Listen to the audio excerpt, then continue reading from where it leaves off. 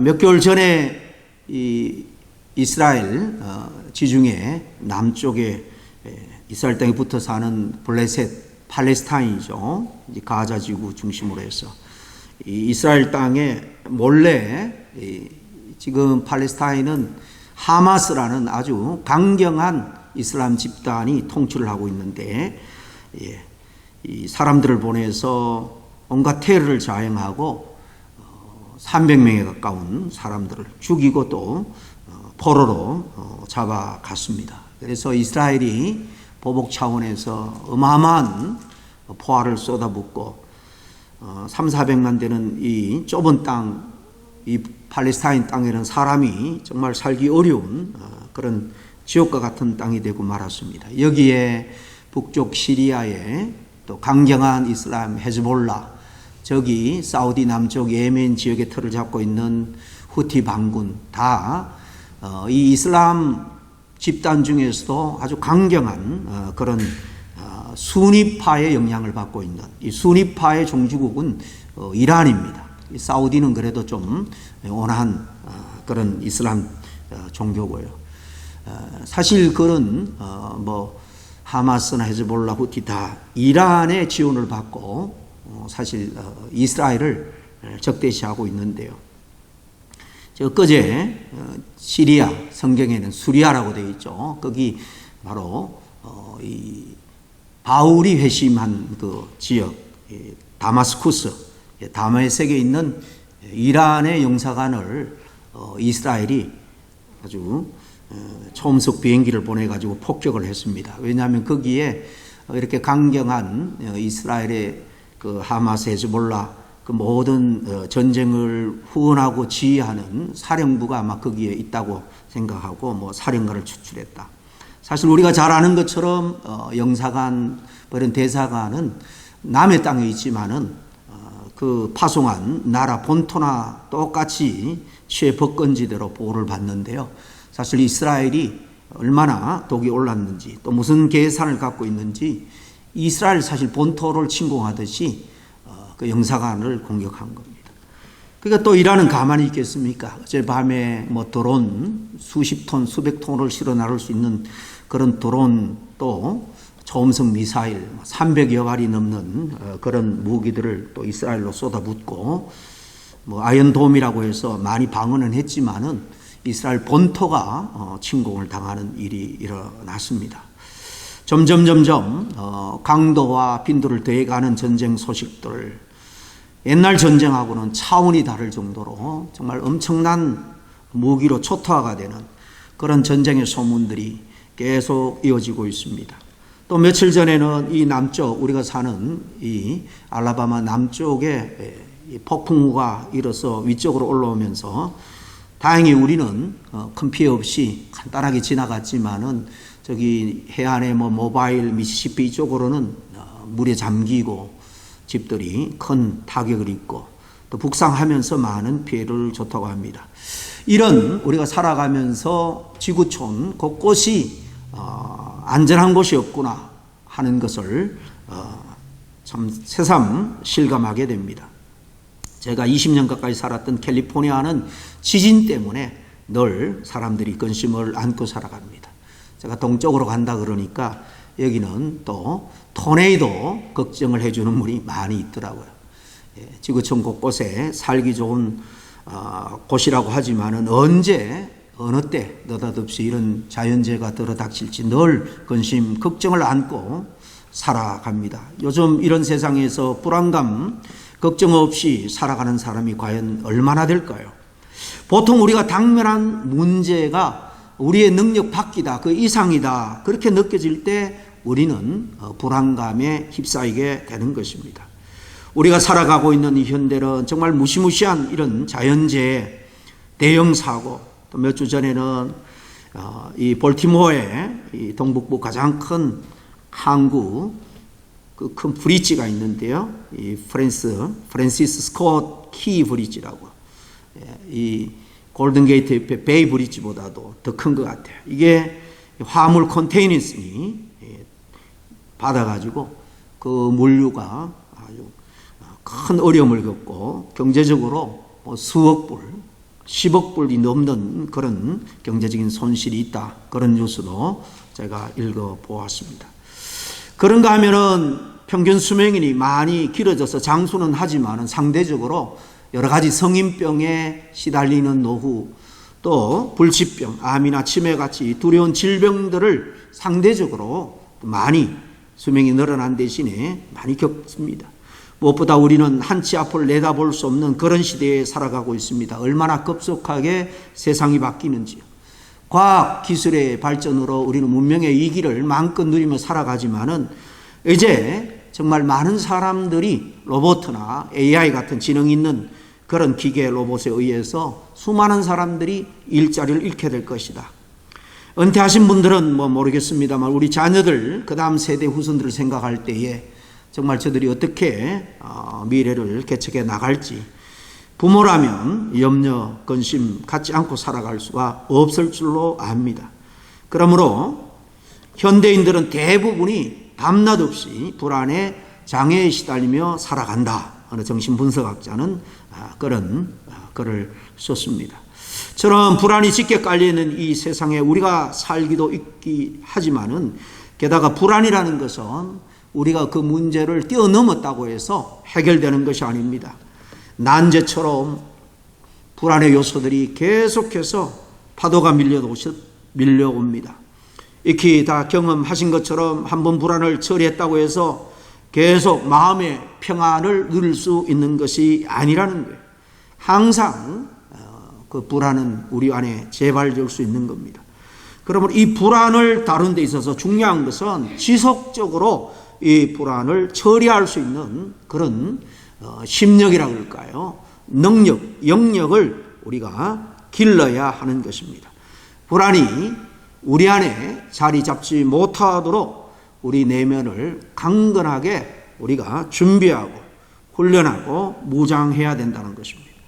그러면 지속적으로 이 불안을 처리할 수 있는 방법이 구체적으로 뭘까요? 오늘 읽은 본문에 우리 주님께서 나의 평안을 내게 주겠다 이렇게 말씀합니다. 자신의 평안을 주시겠다. 그러므로 이 불안, 두려움에 대해서 우리는 우리 주님에게 주목을 할 필요가 있습니다. 그분은 평생 동안 독특한 평안을 가지고 사셨고 우리에게 평안을 주실 수 있는 분입니다. 그래서 이 유대인들은 구약에서부터 무엇보다도 하나님의 백성들이 누리고 누릴 수 있는 샬롬의 평안을 늘 만날 때마다 서로 안부로 인사하면서 물었습니다. 샬롬의 평강이 우리 인생에서 얼마나 정말 행복한 삶을 사는 데 중요한 요소가 되는지 모르기 때문입니다. 오늘 본문은 예수님이 십자가에서 죽기 전날 마지막 유월절 만찬을 나누면서 하신 말씀입니다.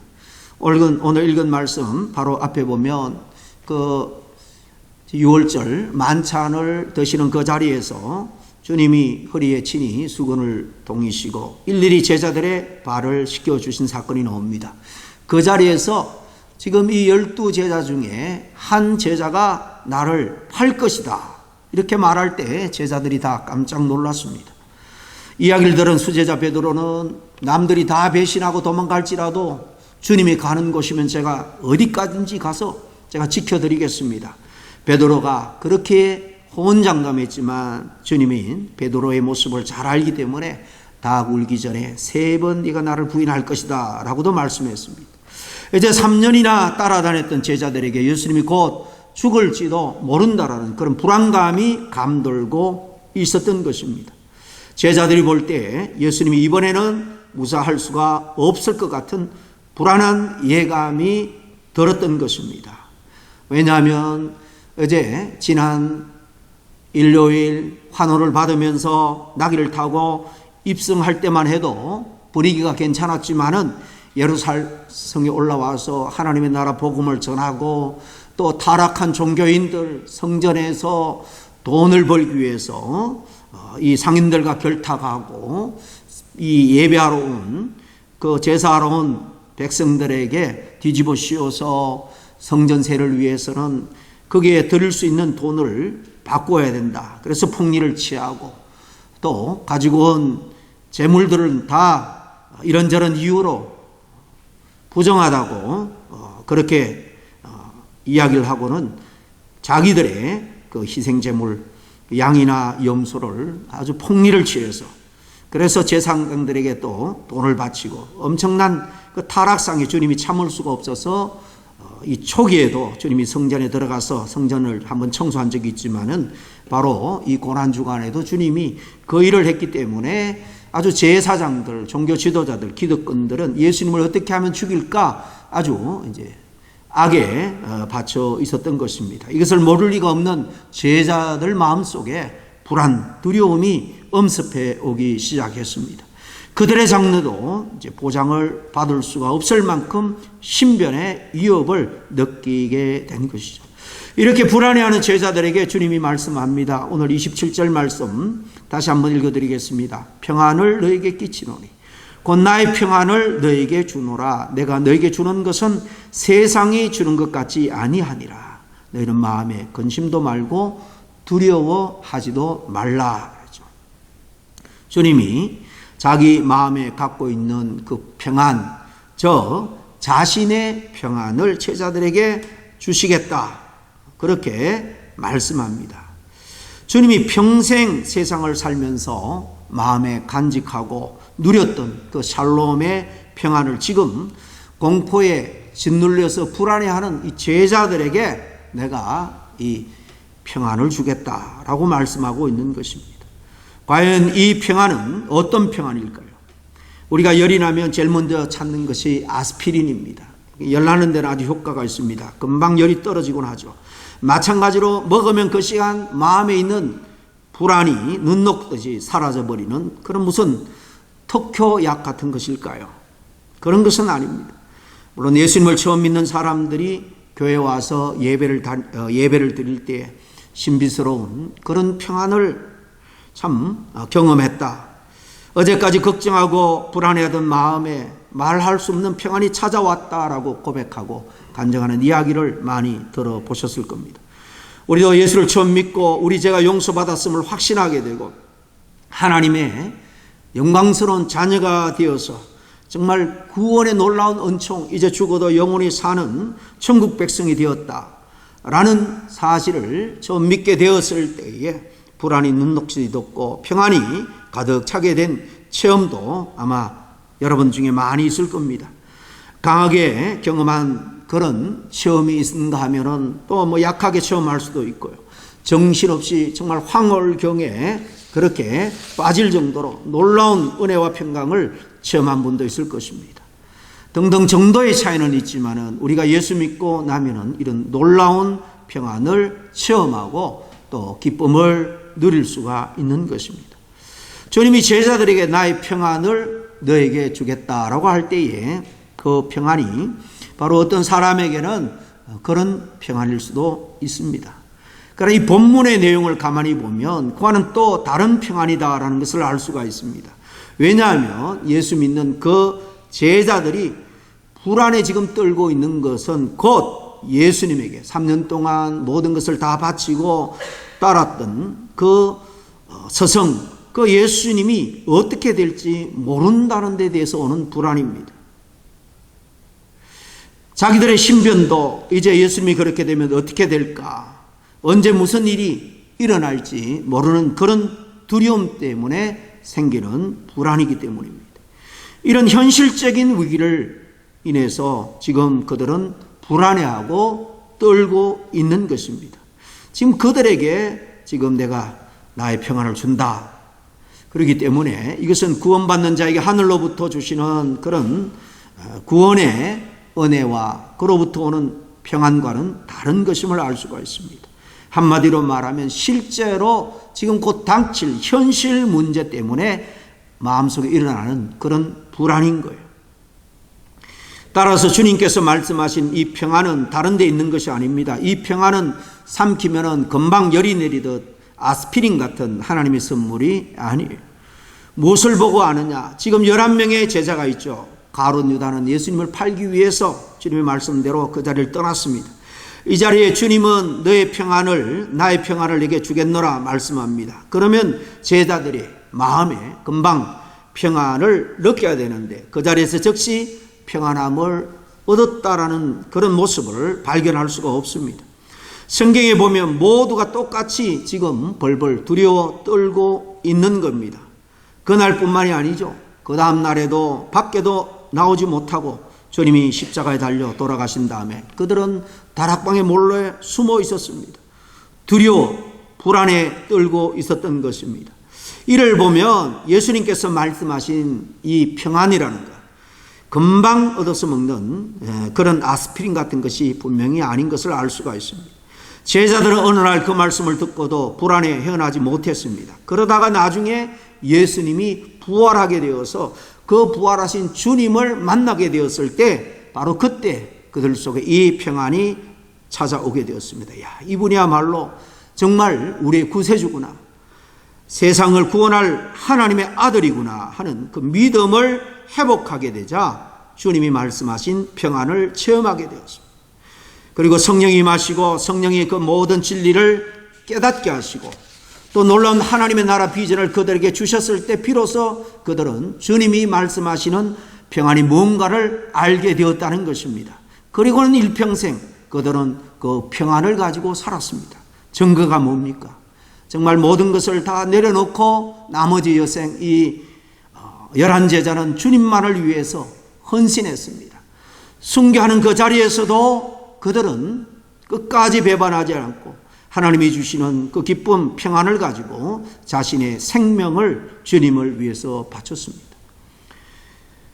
이 초대 교회사 이 기록들에 보면은 이 정말 핍박을 받고 순교하는 그 자리에 그리스도인들이 얼굴이 찌그러들지 않고 정말 하늘을 소망하는 그 평안한 모습으로 죽었다라는 기록들이 많이 있습니다. 여러분, 순교조차 두려워하지 않고 평안 가운데 하나님께 갈 수 있었다라는 것은 정말 세상이 감당할 수 없는 그런 평안입니다. 세상의 어떤 문제도 악한 마귀 사단도 삶의 구체적인 도전도 건드려 놓을 수 없는 그 평안을 이 제자들은 가질 수 있었다는 것입니다. 이것을 제자들에게 주겠다라고 약속하셨고 그들은 누렸습니다.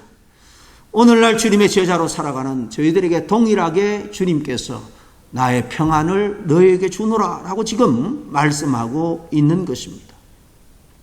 주님이 주시는 나의 평안, 우리가 합당한 조건들을 갖출 때 뒤따라오는 특별한 은혜입니다. 어떤 합당한 조건들을 갖출 때 뒤따라오는 것인데 주님이 오는 그 본문 말씀에서 이 평안을 주시겠대요. 주님을 다시 한번 그의 3년 생활을 돌아보면서 곰곰이 한번 상고할 수 있기를 바랍니다. 복음을 전하고 하나님의 나라의 능력으로 기적을 베풀고 표적을 베풀 때에 많은 대적자들이 생기기 시작했습니다. 제사장들을 비롯해서 종교적인 기득권을 누리는 그들이 예수님 때문에 자기의 그 안일한 삶, 이것이 흔들릴 것 같아서 군중들을 미혹해서 예수님을 죽이도록 계속해서 유도했습니다. 대적자들에게 둘러싸여서 나머지 인생은 살았던 것입니다. 그들을 향해서 돌을 들은 사람들과 상대해서 마지막까지 그는 하나님의 아들로서 구원 사역을 이루어갔던 겁니다. 한때는 먹을 것을 해결해 주고 병든 자 질병을 치유해 주니까 추정했지만 나중에는 다 버리고 도망가고 돌을 던지는 그런 삭막한 분위기가 도래했지만 그러면서도 그의 마음속에는 끝까지 평안을 잊지 않았습니다. 어떻게 해서 평안이 가능했을까? 주님의 한 생을 조용히 묵상해 보면 몇 가지 우리가 짐작할 수 있습니다. 그 중에 3가지만 함께 나누기를 원합니다. 주님이 말씀하신 이 평안을 나의 것으로 소유하기 위해서 첫 번째 조건은 이겁니다. 주님을 통해서 배울 수 있는 것은 주님은 하나님 아버지에 대한 절대적인 믿음을 가지고 있었다는 겁니다. 이것이 주님께서 끝까지 평안을 유지할 수 있던 비결입니다. 예수님이 하나님을 부를 때에 아버지라고 불렀죠. 그리고 아버지라고 부르면서 아버님, 부친 이 격식을 차리면서 부른 게 아닙니다. 마가복음 14장 36절에 보면 겟세마네 동산에서 기도할 때 특별히 하나님을 아바, 아버지라 그렇게 부르면서 기도했습니다. 아바는 친근한 표현, 아빠라는 그런 의미입니다. 아버지밖에 모르는 세상의 그 어떤 것도 자기 힘은 물론이고 의지할 데가 없는 그 어린아이 철부지가 부모님만 의지하는 그 나이에 전체적인 신뢰를 가지고 지금 아빠라고 부르듯이 하나님을 그렇게 부르고 있다는 것입니다. 이 신학자 중에 에레미야스라는 유명한 신학자가 있습니다. 그 유대교의 경전, 탈무드를 비롯해서 여러 문학들, 책들을 연구하고 전통을 연구한 분인데요. 다 조사해보고 이런 놀라운 발견을 했습니다. 유대 나라에서 하나님을 예수님처럼 아버지라고 부른 흔적, 또 그런 사람을 한 군데도 찾아볼 수가 없었다는 것입니다.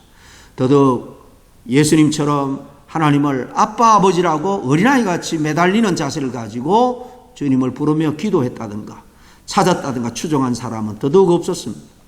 이것은 예수님이 하나님을 전적으로 의지하고 하나님과 함께 있으면 항상 평안할 수 있는 든든한 분이셨다라는 것을 그는 믿었기 때문에 가능했다라고 설명합니다. 그렇습니다. 주님은 하나님을 바로 그렇게 믿었습니다. 그래서 그분의 마음에는 항상 세상, 악한 마귀, 사단, 사망의 권세도 흔들 수 없는 평안이 있었습니다. 어떤 상황이었어도 결코 침륜에 빠지거나 불안에 휩싸이지 않았습니다. 재미있는 것은 그 주님께서 우리에게도 하나님 앞에 기도할 때 그렇게 하라는 거예요. 여러분, 주기도문을 가르칠 때 하늘에 계신 하나님 아버지라고 부르면서 기도하라고 그랬죠. 로마서 8장에 보면 우리 마음에 계신 이 하나님의 영, 성령께서 우리로 하여금 하나님을 아빠, 아버지라고 부르게 하신다 그랬습니다. 로마서 8장 15절입니다. 너희는 다시 무수하는 종의 영을 받지 아니하고 양자의 영을 받았으므로 우리가 아빠, 아버지라고 부르짖게 된다는 것입니다. 따라서 하나님이 얼마나 우리에게 친근한 분입니까? 그 크시고 전능하신 분이 우리의 아버지. 이 4-5살짜리 아버지가 곁에 있으면 든든합니다. 여러분, 어린아이가 사람들이 많은 시장 바닥이나 백화점에 풀어놓을 때에요, 아버지만 보이면 이 아들은 두려움 없이 뛰어다닙니다. 왜요? 아버지를 신뢰하기 때문에, 의지하기 때문에. 뭐가 두렵겠습니까? 예수님은 이 하나님을 어린아이처럼 보는 믿음을 가지고 자기 마음에 있는 평안을 지켰다라는 사실입니다. 예수님이 말씀하신 내 평안은 이런 사람에게 주어지는 거예요. 우리도 내가 믿는 하나님을 아빠, 아버지라고 믿는 순수한 믿음으로 말미암아 세상이 감당하지 못하는 그 평안 샬롬의 삶을 늘 유지하면서 살아가는 은혜가 있기를 간절히 축원합니다. 예수님의 삶을 돌아볼 때 두 번째는요, 샬롬의 평안을 그가 누렸던 것은 일생 그가 여러 가지 험난한 장애물이 있었지만 철저하게 주님께 순종하는 삶을 살았다는 것입니다. 주님을 의지하고 순종하는 데서 오는 평안입니다. 그는 늘 하나님 편에 서기를 원했습니다. 그래서 정말 죽기까지 하나님께 순종하기를 원했습니다. 하나님의 뜻을 행하는 것을 그는 생명보다도 더 소중하게 여겼던 것입니다. 내가 하나님께 순종하고 하나님의 편인데 어떻게 하나님이 나를 혼자 두시겠느냐? 하나님이 나를 혼자 두지 않고 하나님이 나와 함께 하신다라면 내가 왜 두려워하고 불안해할 필요가 있겠느냐? 주님은 이런 확신을 가지고 한 생을 평안 가운데 사신 거예요. 우리가 불안을 느끼지 않으면 하나님과 불안을 느끼지 않으려면 하나님과 다투고 충돌해서는 안 된다는 것입니다. 우리가 하나님께 순종할 때 우리는 하나님과 평강을 유지할 수 있습니다. 화목을 유지할 수 있습니다. 반대로 하나님의 뜻에 거역하고 불충성한, 불순종하는 그런 삶을 살 때 우리는 하나님과 부딪히게 돼요. 충돌하게 됩니다. 그래서 하나님과 우리 사이에 서먹서먹해지고 불편해지고 하나님의 자녀인 우리가 하나님과 불편해진다면 여러분 우리 마음이 얼마나 지옥 같을까요? 평안이 자리 잡을 수가 없습니다. 가령 우리가 아버지와 사이가 좋지 않을 때 마음이 평안해지겠습니까? 어머니와 여러 가지 일로 다투었다면 마음이 평안해지겠습니까? 마찬가지입니다. 우리가 평안을 늘 유지하려면 하나님께 순종함으로 말미암아 그분과 늘 정말 온전하고도 화목한 관계를 유지해야 되는 것입니다. 어린아이같이 순종함으로 주님과 늘 화목함을 유지하는 그 가운데 누리는 하늘 평강을 여러분도 누릴 수 있기를 간절히 축원합니다. 마지막 세 번째로 주님이 주시는 나의 평안은, 주님은 언제나 늘 하나님과의 관계를 긴밀하게 유지하기 위해서 기도의 삶을 살았다는 것입니다. 나의 평안은 간절히 기도하는 데서 우리가 얻는 것임을 알 수가 있습니다. 주님은 일평생 기도하는 분이었습니다. 주님께서 아버지 하나님께 기도하는 것이 불안을 극복하는 비결이었다라는 것입니다. 힘들 때마다, 정말 사역에 어려움을 만날 때마다 그는 짬을 내서 새벽이고 밤늦게고 홀로 주님과 대면하며 기도했습니다. 그리고 기도 가운데 가장 감동적인 기도를 꼽으라면 아마 겟세마네 동산의 기도를 꼽게 될 겁니다. 겟세마네 동산에서 주님은 세상의 모든 죄를 거기에 짊어지고 가는 어린 양으로 희생되어야 됩니다. 가장 크고 쓴 그 잔을 앞에 두고 잠시 잠깐 마음이 흔들리기도 했습니다. 더할 수 없는 그 고뇌 때문에 주님, 이 고난의 잔 지나갈 수 있으면 지나가게 해달라고 잠시 마음이 흔들렸지만, 그때는 사단의 시간이었고 어둠의 시간으로 잠시 흔들렸지만 이 시간에 잠깐 주님이 평안을 잃었다 할지라도 더욱더 깊은 골짜기로 나아가 무릎 꿇고 기도하면서 정말 떨어지는 땀이 핏방울이 되듯 전력을 다해서 아빠 아버지라고 부르짖어 기도하면서 그는 다시 평안을 회복했습니다. 그 이유가 그 뒤에 나오는 장면을 통해서 우리는 확인할 수 있는 것입니다. 어제 기도의 자리에서 일어난 다음에 이제 가룟 유다의 인도를 따라서 예수님을 체포하는 로마의 군인들, 제사장이 보낸 그 종들 문 앞에, 그 앞에 당도한 것을 아시고 주님이 제자들에게 뭐라고 말합니까? 일어나라, 함께 가자. 보라, 나를 파는 자들이 가까이 왔다. 십자가에 죽을 때가 가까이 왔으니까 가자는 것입니다. 여러분, 얼마나 담대한 고백입니까? 그 마음속에 하나님이 주시는 평강이 없으면 이런 말 할 수가 없을 것입니다. 베드로는 이 일에 그냥 허용할 수 없다는 듯이 옆구리에 차고 있는 단도를 빼어서 그중 한 사람 말고의 길을 자르기도 했습니다. 주님이 조용히 칼을 거두라고 명령합니다.